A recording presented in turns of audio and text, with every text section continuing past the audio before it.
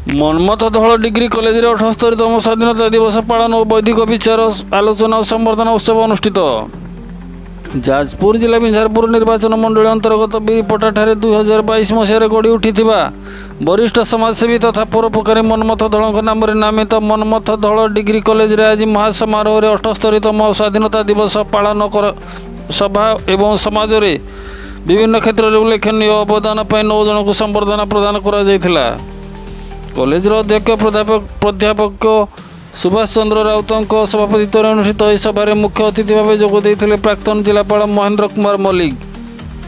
ମୁଖ୍ୟ ବକ୍ତା ଭାବେ ବରିଷ୍ଠ କବି ଓ ପ୍ରବଚକ ବ୍ରଜକିଶୋର ଦାସ, ସମ୍ମାନିତ ଅତିଥି ଭାବେ ସରପଞ୍ଚ ଗାୟତ୍ରୀ ନାୟକ, ପରମେଶ୍ୱର ମିଶ୍ର, ପ୍ରଫୁଲ୍ଲ ଚନ୍ଦ୍ର ନାୟକ, ରମେଶ ଚନ୍ଦ୍ର ରାଉତ ସମସ୍ତ କାର୍ଯ୍ୟକ୍ରମକୁ ସହଯୋଗ କରିଥିଲେ। ସମାଜସେବୀ ତଥା ମନ୍ମଥ ଧଳ ଡିଗ୍ରୀ କଲେଜର ପ୍ରତିଷ୍ଠାତା ବିଜୟ କୁମାର ଧଳ। ଶେଷରେ ଇତିହାସ ବିଭାଗର ଅଧ୍ୟାପିକା କବିତା ସ୍ୱାଇଁ ଧନ୍ୟବାଦ ଅର୍ପଣ କରିଥିଲେ। ଯାଜପୁରରୁ ସରୋଜ କୁମାର ସାହୁଙ୍କ ରିପୋର୍ଟ, ଜାଗ୍ରତ ଭାରତ ନ୍ୟୁଜ୍।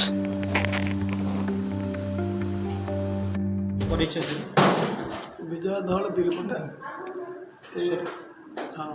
ସ୍ୱର୍ଗତ ମନ୍ମଥ ଧଳ ଡିଗ୍ରୀ କଲେଜରେ ଆଜି ଯେଉଁ ବିଭିନ୍ନ କାର୍ଯ୍ୟକ୍ରମ ଅଗଷ୍ଟ 15 ପାଇଁ ହେଇଛି ସେ ବିଷୟରେ ଆପଣ ପୃଷ୍ଠପୋଷକ ସମ୍ପାଦକ ବିଭିନ୍ନ ପୋଷ୍ଟରେ ରେଳବାଇ ବୋର୍ଡ ବିଭିନ୍ନ ସମାଜସେବୀ କରୁଛନ୍ତି, ସେ ବିଷୟରେ ଆପଣ କ'ଣ କହିବେ?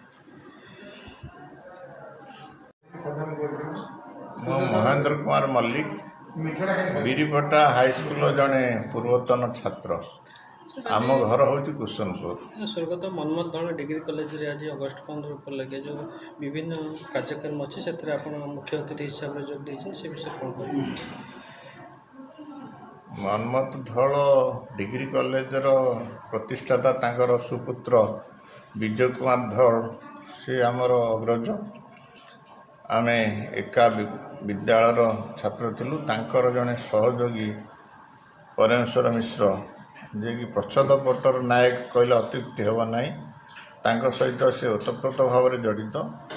ତେଣୁ ଏ କଲେଜଟି ଯେଉଁ ଆମର ଏକ ଯେଉଁଟାକି ମଫସଲ ଅଞ୍ଚଳ କହିଲେ ଅତ୍ୟୁକ୍ତି ହେବ ନାହିଁ, ସେ ଅଞ୍ଚଳରେ କଲେଜଟି ନିଶ୍ଚୟ ଭାବରେ ବହୁ ଛାତ୍ରଛାତ୍ରୀଙ୍କୁ ଶିକ୍ଷାରୁ ଯେଉଁମାନେ ବଞ୍ଚିତ ହେଉଥିଲେ ତାକୁ ସାହାଯ୍ୟ କରୁଛି ମଧ୍ୟ। ଏ କଲେଜରେ ମୁଁ ଶ୍ରୀ ପରମେଶ୍ୱର ମିଶ୍ର, ଅବସରପ୍ରାପ୍ତ ଭାରତୀୟ ଷ୍ଟେଟ୍ ବ୍ୟାଙ୍କର ଅଫିସର। ଏହି କଲେଜର ଆମର ବିରିପଟା ସ୍ଥିତ ମନ୍ମଥ ଧଳ ଡିଗ୍ରୀ କଲେଜର ଭାରପ୍ରାପ୍ତ ସଭାପତି। ଆଜିର ଯେଉଁ 78ତମ ସ୍ୱାଧୀନତା ଦିବସ ଏଠି ଆମର କଲେଜ ପ୍ରାଙ୍ଗଣରେ ଅନୁଷ୍ଠିତ ହୋଇଥିଲା। ସେଥିରେ ଆମର ମହେନ୍ଦ୍ର କୁମାର ମଲ୍ଲିକ, ଯିଏକି ରିଟାୟାର୍ଡ଼ IAS, ଆମର ଓପେପାର ଡାଇରେକ୍ଟର ଥିଲେ। ଏଇ ବିରିପଟା ହାଇସ୍କୁଲରେ ସେ ତାଙ୍କର କ୍ୟାରିୟର ଆରମ୍ଭ କରିଥିଲେ। ସେ ଆଜି ମୁଖ୍ୟ ଅତିଥି ହିସାବରେ ଯୋଗ ଦେଇଥିଲେ। ଆଉ ମୁଖ୍ୟ ସ୍ପିକର ହିସାବରେ ଆଜି ଆସିଥିଲେ ଆମର ବ୍ରଜକିଶୋର ଦାସ, ଯିଏ କେନ୍ଦ୍ରାପଡ଼ାର ଆଳିରୁ ଆସିଥିଲେ।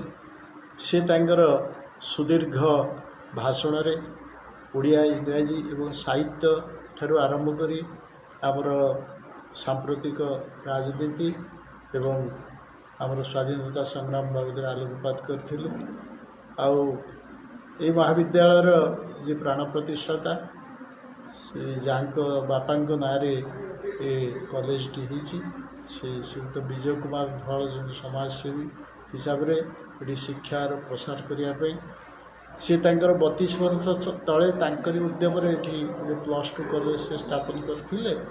ଆଉ ସେ ତାଙ୍କର ବହୁଦିନର ସ୍ୱପ୍ନ ଥିଲା ଯେ ଏଠି ଗୋଟେ ଡିଗ୍ରୀ କଲେଜ କରିବା ପାଇଁ, ସେ ଡିଗ୍ରୀ କଲେଜଟି ସେ ଏଠି ସ୍ଥାପନ କରିଛନ୍ତି। ଆଉ ଏ କଲେଜର ଉତ୍ତରୋତ୍ତର ଉନ୍ନତି କାମନା କରିବା ଏ ଅବସରରେ, ଆଉ ଏ ଅଞ୍ଚଳବାସୀଙ୍କର ସଦିଚ୍ଛା, ଶୁଭେଚ୍ଛା ଏବଂ ସମସ୍ତଙ୍କର ସହଯୋଗ ରହିଛି।